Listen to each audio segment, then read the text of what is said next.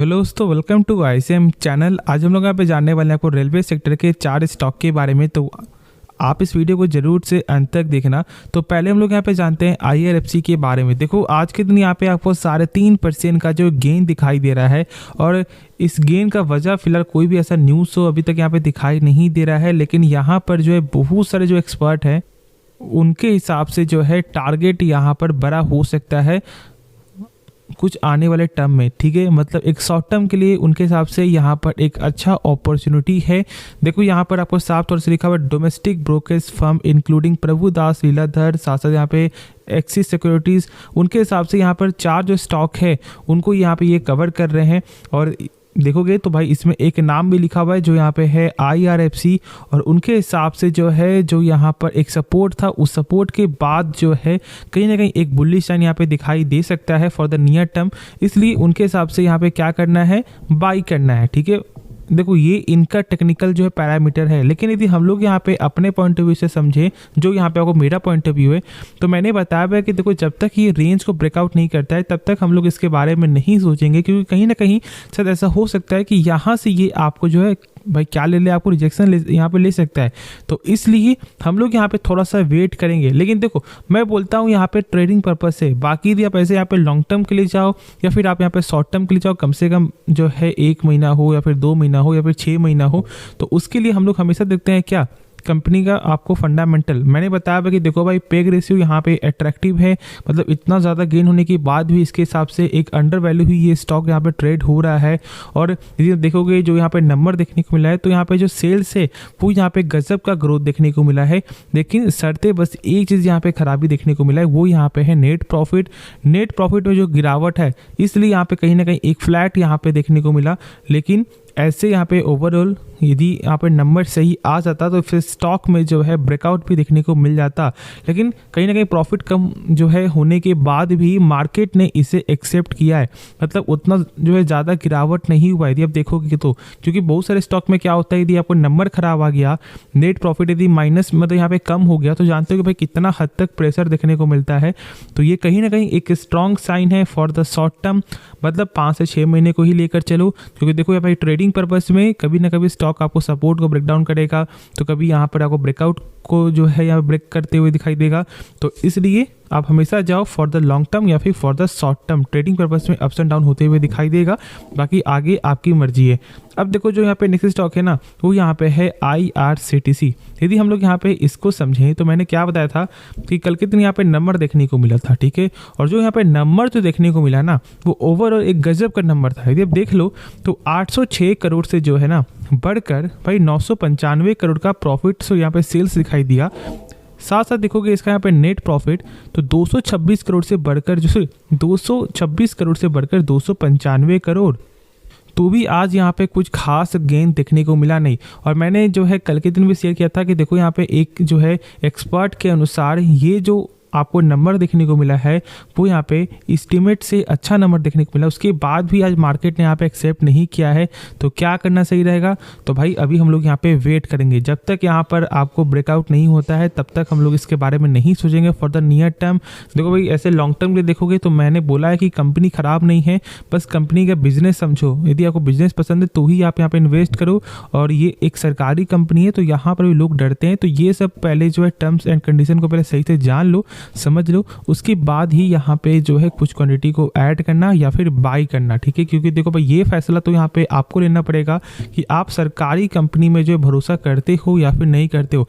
जब से यहाँ पे आपको इस स्टॉक में एक नाम आता है जो है यहाँ पे कन्वीनियंस फी, जैसे ये नाम जो सुना लोगों ने, उसके बाद जो स्टॉक जो टूटा था ना, उसके बाद से लोग यहाँ पे डर गए कि भाई कुछ भी हो सकता है सरकारी कंपनी में। और इसलिए कहीं ना कहीं आपको उसके बाद ही जो है इसका जो एक आपको मोमेंटम था वो यहाँ पे रुक गया और स्टॉक लगातार नीचे गिरते हुए दिखाई दे रहा है।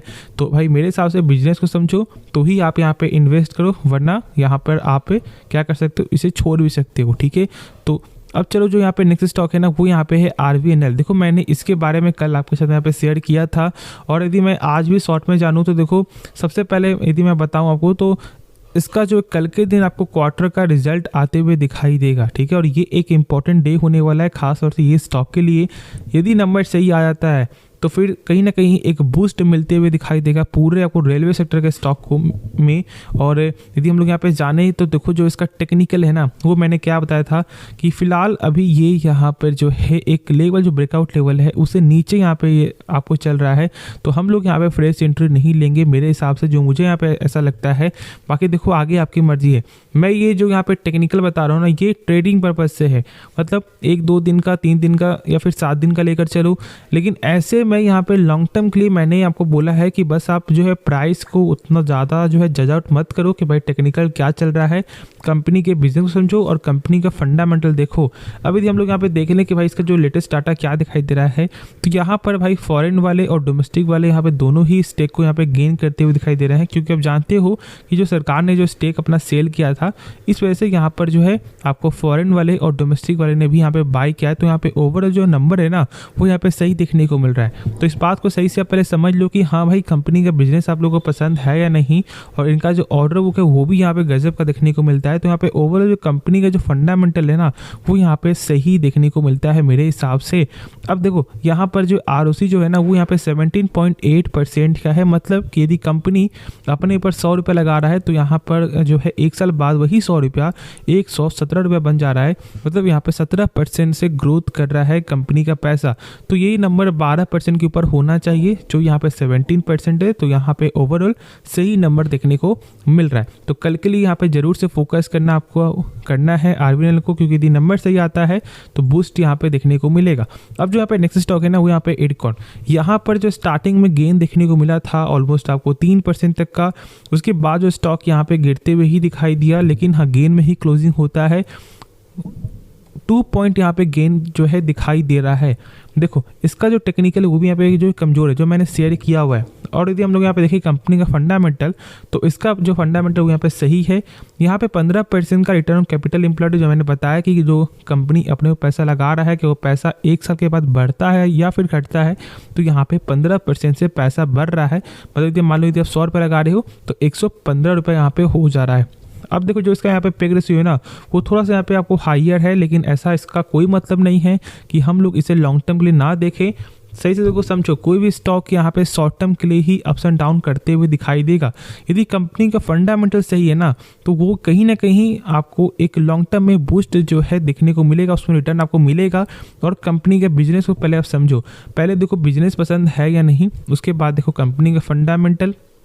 यदि कंपनी का आपको हर कुछ सही है, आप एक हाईयर प्राइस में स्टॉक को बाय करोगे, सर टाइम लग सकता है, लेकिन कहीं ना कहीं आपको रिटर्न जो है जरूर से मिलते हुए दिखाई देगा।